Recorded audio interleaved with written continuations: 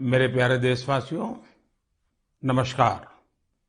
मन की बात के लिए मुझे आप सभी के बहुत सारे पत्र मिले हैं।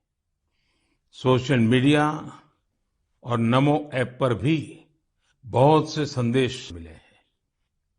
मैं इसके लिए आपका बहुत आभारी हूँ। इस कार्यक्रम में हम सभी की कोशिश रहती है कि एक दूसरे के प्रेरणादायी प्रयासों की चर्चा करें, जन आंदोलन से परिवर्तन की गाथा पूरे देश को बताएं। इसी कड़ी में मैं आज आपसे देश के एक ऐसे जन आंदोलन की चर्चा करना चाहता हूं जिसका देश के हर नागरिक के जीवन में बहुत महत्व है। लेकिन उससे पहले मैं आज की पीढ़ी के नौजवानों से, 24-25 साल के युवाओं से एक सवाल पूछना चाहता हूं। और सवाल बहुत गंभीर है और मेरे सवाल पर जरूर सोचिए। क्या आपको पता है कि आपके माता पिता जब आपकी उम्र के थे तो एक बार उनसे जीवन का भी अधिकार छीन लिया गया था? आप सोच रहे होंगे कि ऐसा कैसे हो सकता है, ये तो असंभव है। लेकिन मेरे नौजवान साथियों, हमारे देश में एक बार ऐसा हुआ था।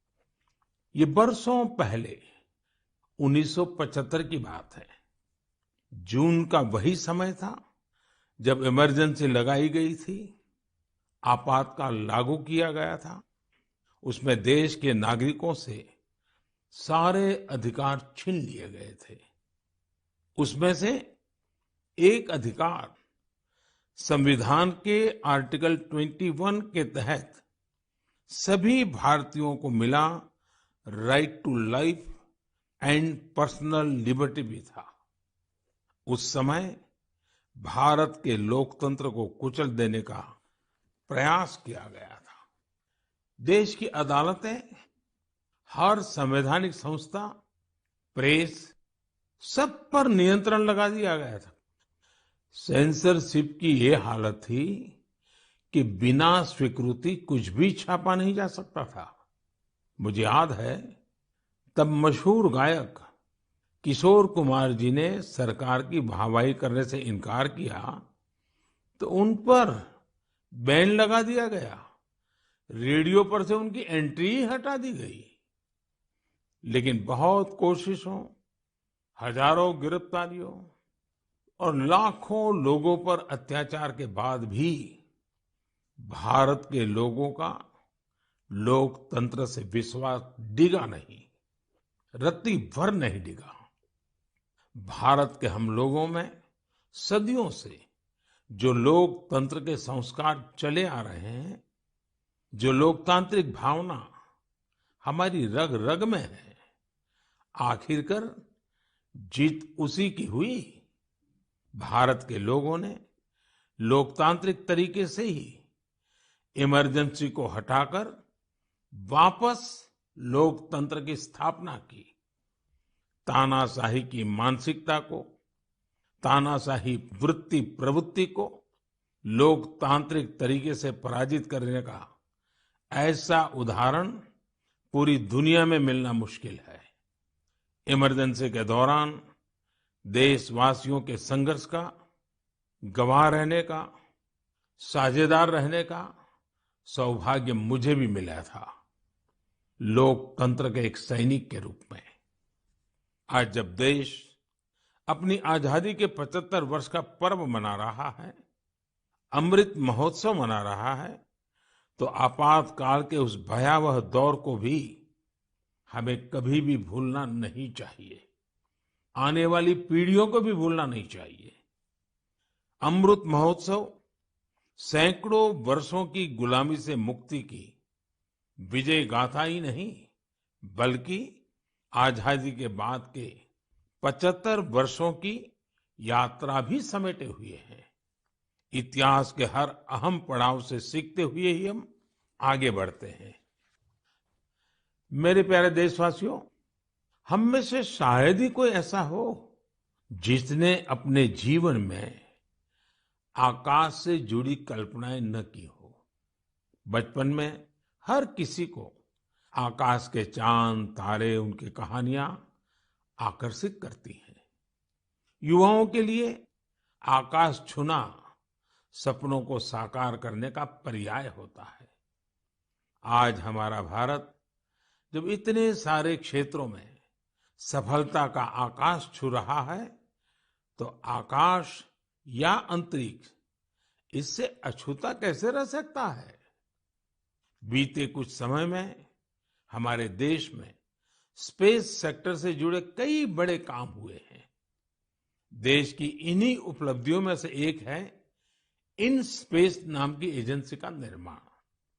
एक ऐसी एजेंसी जो स्पेस सेक्टर में भारत के प्राइवेट सेक्टर के लिए नए अवसरों को प्रमोट कर रही है।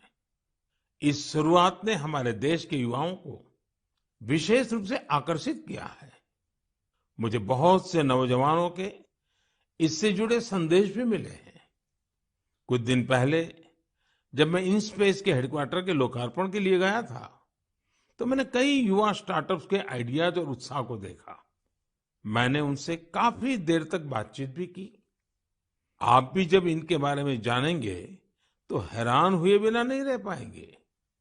जैसे कि स्पेस स्टार्टअप्स की संख्या और स्पीड को ही ले लीजिए। आज से कुछ साल पहले तक हमारे देश में स्पेस सेक्टर में स्टार्टअप के बारे में कोई सोचता तक नहीं था। आज इनकी संख्या 100 से भी ज्यादा है।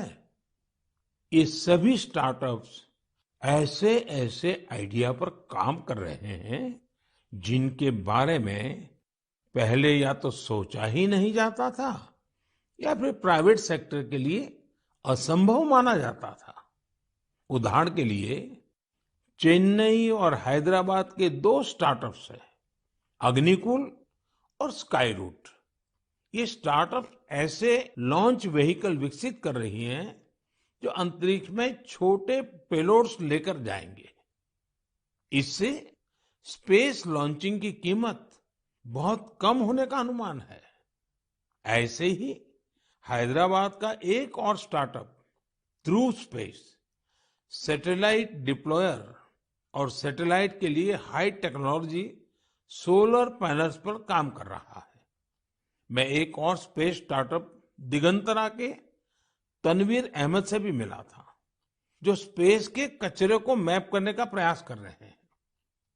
मैंने उन्हें एक चैलेंज भी दिया है कि वो ऐसी टेक्नोलॉजी पर काम करें जिससे स्पेस के कचरे का समाधान निकाला जा सके। दिगंतरा और ध्रुव स्पेस दोनों ही 30 जून को इसरो के लॉन्च व्हीकल से अपना पहला लॉन्च करने जा रहे हैं। इसी तरह बेंगलुरु के एक स्पेस स्टार्टअप एस्ट्रोम की फाउंडर नेहा भी एक कमाल के आइडिया पर काम कर रही है। ये स्टार्टअप ऐसे फ्लैट एंटीना बना रहा है जो न केवल छोटे होंगे बल्कि उनकी कॉस्ट भी काफी कम होगी। इस टेक्नोलॉजी की डिमांड पूरी दुनिया में हो सकती है। साथियों, इन स्पेस के कार्यक्रम में मैं महसाणा की स्कूल स्टूडेंट बेटी तन्वी पटेल से भी मिला था। वो एक बहुत ही छोटी सैटेलाइट पर काम कर रही है जो अगले कुछ महीनों में स्पेस में लॉन्च होने जा रही है। तन्वी ने मुझे गुजराती में बड़ी सरलता से अपने काम के बारे में बताया था। तन्वी की तरह ही देश के करीब 750 स्कूल स्टूडेंट्स अमृत महोत्सव में ऐसे ही 75 सैटेलाइट पर काम कर रहे हैं। और भी खुशी की बात है कि इनमें से ज्यादातर स्टूडेंट्स देश के छोटे शहरों से हैं। साथियों, ये वही युवा हैं जिनके मन में आज से कुछ साल पहले स्पेस सेक्टर की छवि किसी सीक्रेट मिशन जैसी होती थी, लेकिन देश ने स्पेस रिफॉर्म्स किए और वही युवा अब अपनी सैटेलाइट लॉन्च कर रहे हैं। जब देश का युवा आकाश छूने को तैयार है, तो फिर हमारा देश कैसे पीछे रह सकता है? मेरे प्यारे देशवासियों, मन की बात में अब एक ऐसे विषय की बात जिसे सुनकर आपका मन प्रफुल्लित भी होगा और आपको प्रेरणा भी मिलेगी। बीते दिनों हमारे ओलंपिक गोल्ड मेडल विजेता नीरज चोपड़ा फिर से सुर्खियों में छाए रहे। ओलंपिक के बाद भी वो एक के बाद एक सफलता के नए नए कीर्तिमान स्थापित कर रहे हैं। फिनलैंड में नीरज ने पावो नुर्मी गेम्स में सिल्वर जीता। यही नहीं, उन्होंने अपने ही जेवलिन थ्रो के रिकॉर्ड को भी तोड़ दिया। कुओर्टोन गेम्स में नीरज ने एक बार फिर गोल्ड जीतकर देश का गौरव बढ़ाया। ये गोल्ड उन्होंने ऐसे हालातों में जीता जब वहां का मौसम भी बहुत खराब था। यही हौसला आज के युवा की पहचान है। स्टार्टअप से लेकर स्पोर्ट्स वर्ल्ड तक भारत के युवा नए नए रिकॉर्ड बना रहे हैं। अभी हाल में ही आयोजित हुए खेलो इंडिया यूथ गेम्स में भी हमारे खिलाड़ियों ने कई रिकॉर्ड बनाए। आपको जानकर अच्छा लगेगा कि इन खेलों में कुल 12 रिकॉर्ड टूटे हैं। इतना ही नहीं, 11 रिकॉर्ड्स महिला खिलाड़ियों के नाम दर्ज हुए हैं। मणिपुर की एम मार्टिना देवी ने वेट लिफ्टिंग में 8 रिकॉर्ड्स बनाए हैं। इसी तरह संजना, सोनाक्षी और भावना ने भी अलग अलग रिकॉर्ड्स बनाए हैं। अपनी मेहनत से इन खिलाड़ियों ने बता दिया है कि आने वाले समय में अंतर्राष्ट्रीय खेलों में भारत की साख कितनी बढ़ने वाली है। मैं इन सभी खिलाड़ियों को बधाई भी देता हूं और भविष्य के लिए शुभकामनाएं भी देता हूं। साथियों, खेलो इंडिया यूथ गेम्स की एक और खास बात रही है। इस बार भी कई ऐसी प्रतिभाएं उभर कर सामने आई हैं जो बहुत साधारण परिवारों से हैं। इन खिलाड़ियों ने अपने जीवन में काफी संघर्ष किया और सफलता के इस मुकाम तक पहुंचे हैं। इनकी सफलता में इनके परिवार और माता पिता की भी बड़ी भूमिका है। 70 किलोमीटर साइकिलिंग में गोल्ड जीतने वाले श्रीनगर के आदिल अल्ताफ के पिता टेलरिंग का काम करते हैं, लेकिन उन्होंने अपने बेटे के सपनों को पूरा करने के लिए कोई कोर कसर नहीं छोड़ी। आज आदिल ने अपने पिता और पूरे जम्मू कश्मीर का सिर गर्व से ऊंचा किया है। वेट लिफ्टिंग में गोल्ड जीतने वाले चेन्नई के एल धनुष के पिता भी एक साधारण कारपेंटर है। सांगली की बेटी काजोल सरगार, उनके पिता चाय बेचने का काम करते हैं। काजोल अपने पिता के काम में हाथ भी बटाती थी और वेट लिफ्टिंग की प्रैक्टिस भी करती थी। उनकी और उनके परिवार की मेहनत रंग लाई और काजोल ने वेट लिफ्टिंग में खूब वाहवाही बटोरी है। ठीक इसी प्रकार का करिश्मा रोहतक की तनु ने भी किया है। तनु के पिता राजवीर सिंह रोहतक में एक स्कूल के बस ड्राइवर है। तनु ने कुश्ती में स्वर्ण पदक जीतकर अपना और अपने परिवार का, अपने पापा का सपना सच करके दिखाया है।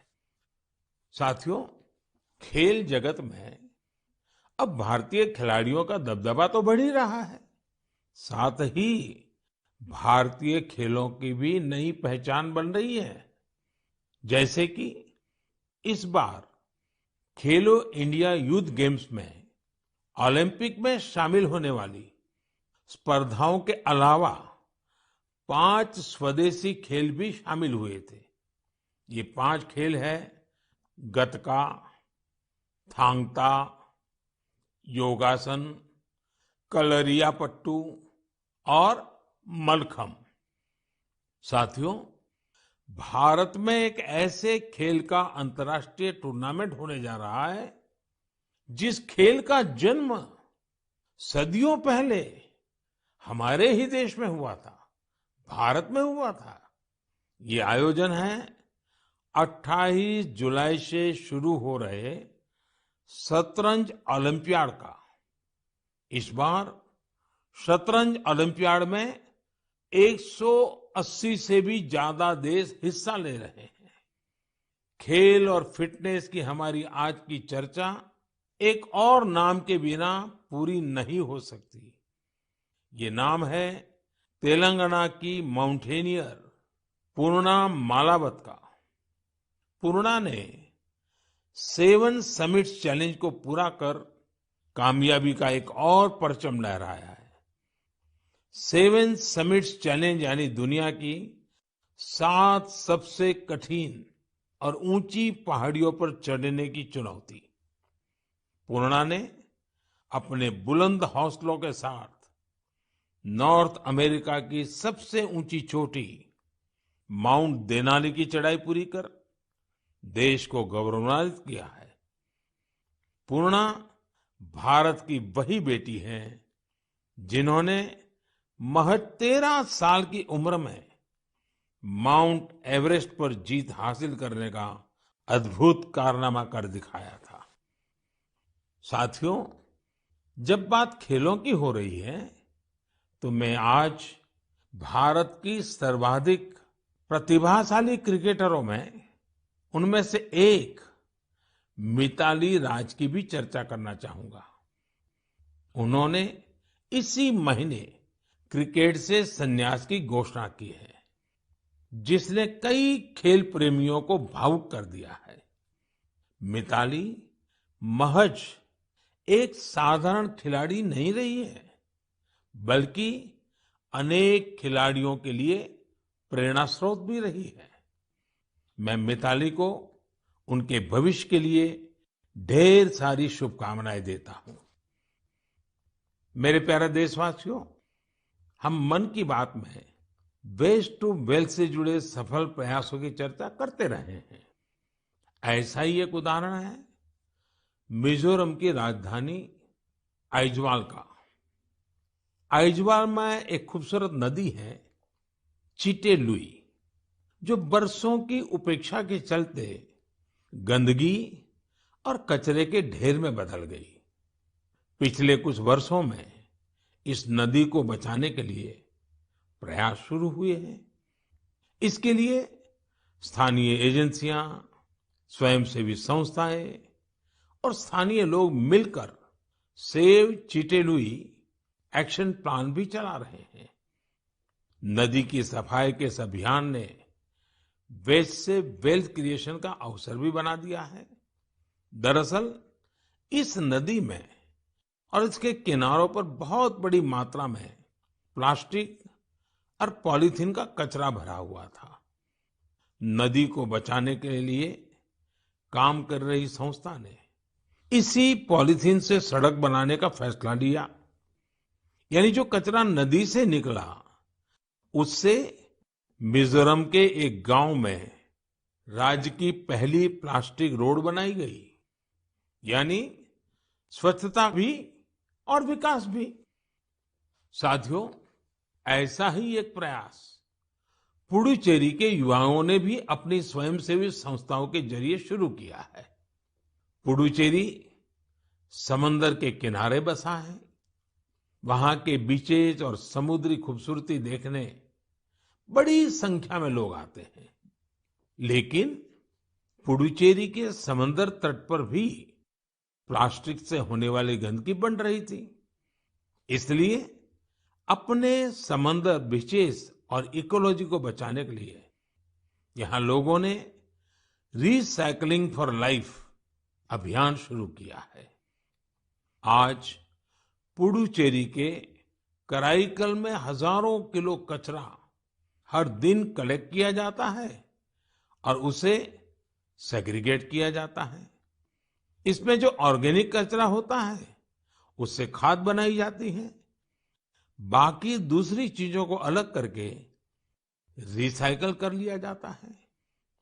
इस तरह के प्रयास प्रेरणादायी तो है ही, सिंगल यूज प्लास्टिक के खिलाफ भारत के अभियान को भी गति देते हैं।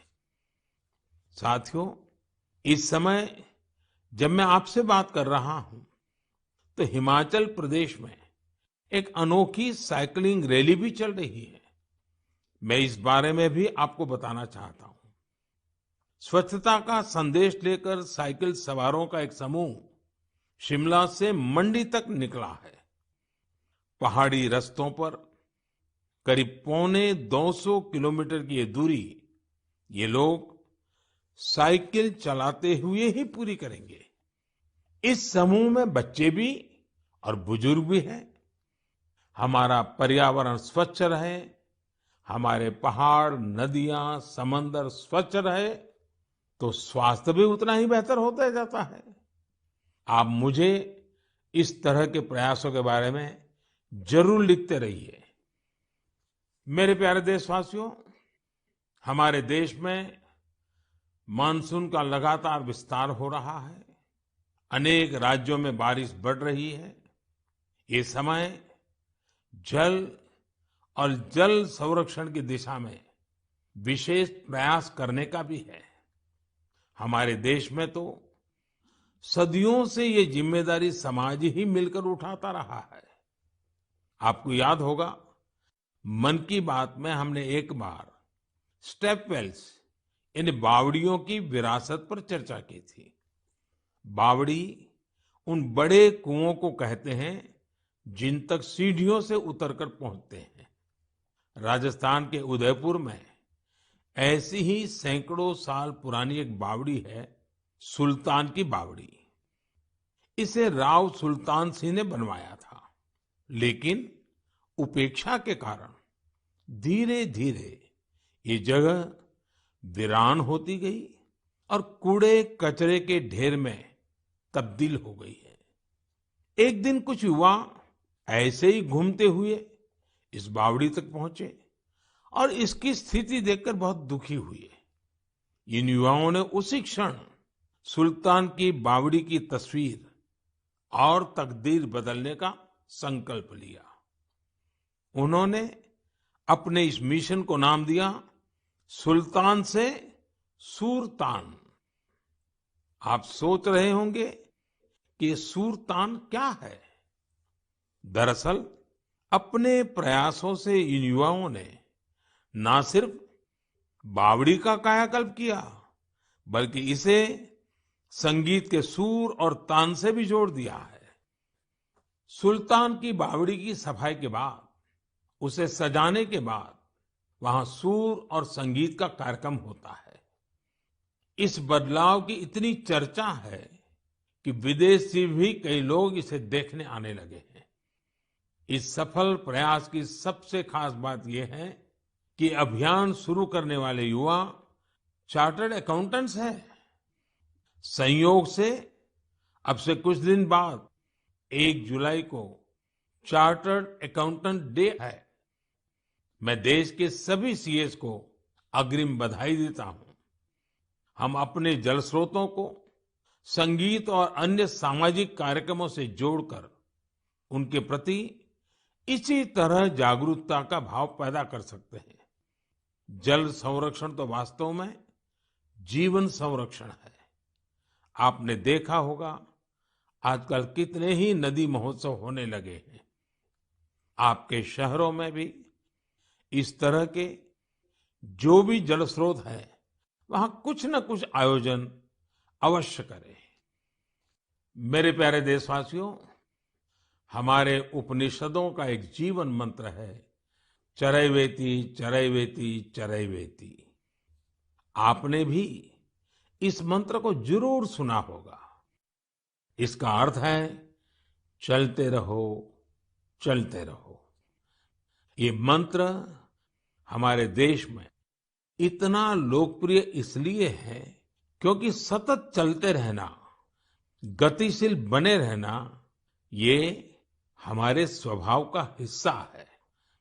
एक राष्ट्र के रूप में हम हजारों सालों की विकास यात्रा करते हुए यहाँ तक पहुंचे हैं।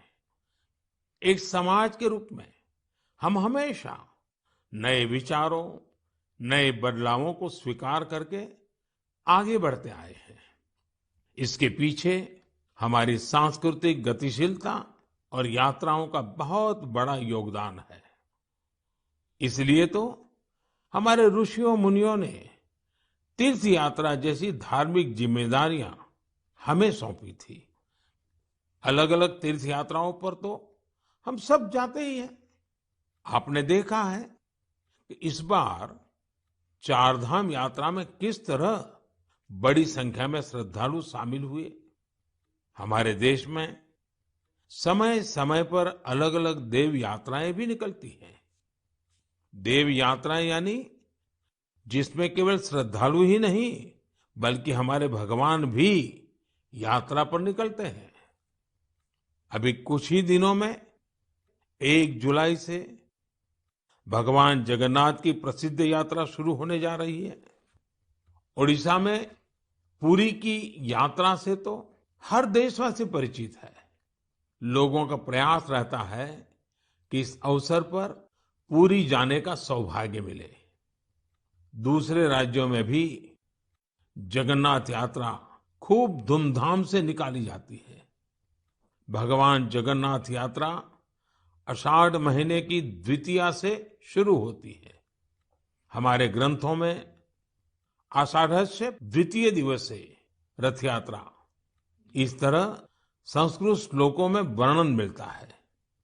गुजरात के अहमदाबाद में भी हर वर्ष आषाढ़ द्वितीया से रथ यात्रा चलती है। मैं गुजरात में था तो मुझे भी हर वर्ष इस यात्रा में सेवा का सौभाग्य मिलता था। आषाढ़ द्वितीया जिसे आषाढ़ी बीज भी कहते हैं, इस दिन से ही कच्छ का नववर्ष भी शुरू होता है। मैं मेरे सभी कच्छी भाइयों बहनों को नववर्ष की शुभकामनाएं भी देता हूं। मेरे लिए इसलिए भी ये दिन बहुत खास है। मुझे याद है आषाढ़ द्वितीया से एक दिन पहले यानी आषाढ़ की पहली तिथि को हमने गुजरात में एक संस्कृत उत्सव की शुरुआत की थी, जिसमें संस्कृत भाषा में गीत, संगीत और सांस्कृतिक कार्यक्रम होते हैं। इस आयोजन का नाम है आषाढ़स्य प्रथम दिवसे। उत्सव को ये खास नाम देने के पीछे भी एक वजह है। दरअसल संस्कृत के महान कवि कालिदास ने आषाढ़ महीने से ही वर्षा के आगमन पर मेघदूतम लिखा था। मेघदूतम में एक श्लोक है, आषाढ़स्य प्रथम दिवसे मेघम आश्लिष्ट सानुम, यानी आषाढ़ के पहले दिन पर्वत शिखरों से लिपटे हुए बादल। यही श्लोक इस आयोजन का आधार बना। साथियों, अहमदाबाद हो या पुरी, भगवान जगन्नाथ अपनी इस यात्रा के जरिए हमें कई गहरे मानवीय संदेश भी देते हैं। भगवान जगन्नाथ जगत के स्वामी तो है ही, लेकिन उनकी यात्रा में गरीबों, वंचितों की विशेष भागीदारी होती है। भगवान भी समाज के हर वर्ग और व्यक्ति के साथ चलते हैं। ऐसे ही हमारे देश में जितनी भी यात्राएं होती हैं, सब में गरीब, अमीर, ऊंच, नीच ऐसे कोई भेदभाव नजर नहीं आते हैं। सारे भेदभाव से ऊपर उठकर यात्रा ही सर्वोपरि होती है। जैसे कि महाराष्ट्र में पंढरपुर की यात्रा के बारे में आपने जरूर सुना होगा। पंढरपुर की यात्रा में कोई भी न बड़ा होता है न छोटा होता है, हर कोई वारकरी होता है, भगवान विट्ठल का सेवक होता है। अभी 4 दिन बाद ही 30 जून से अमरनाथ यात्रा भी शुरू होने जा रही है। पूरे देश से श्रद्धालु अमरनाथ यात्रा के लिए जम्मू कश्मीर पहुंचते हैं। जम्मू कश्मीर के स्थानीय लोग उतनी ही श्रद्धा से इस यात्रा की जिम्मेदारी उठाते हैं और तीर्थयात्रियों का सहयोग करते हैं। साथियों, दक्षिण में ऐसा ही महत्व सबरीमाला यात्रा का भी है। सबरीमाला की पहाड़ियों पर भगवान अयप्पा के दर्शन करने के लिए ये यात्रा तब से चल रही है जब ये रास्ता पूरी तरह जंगलों से घिरा रहता था। आज भी लोग जब इन यात्राओं में जाते हैं तो उसे धार्मिक अनुष्ठानों से लेकर रुकने ठहरने की व्यवस्था तक गरीबों के लिए कितने अवसर पैदा होते हैं।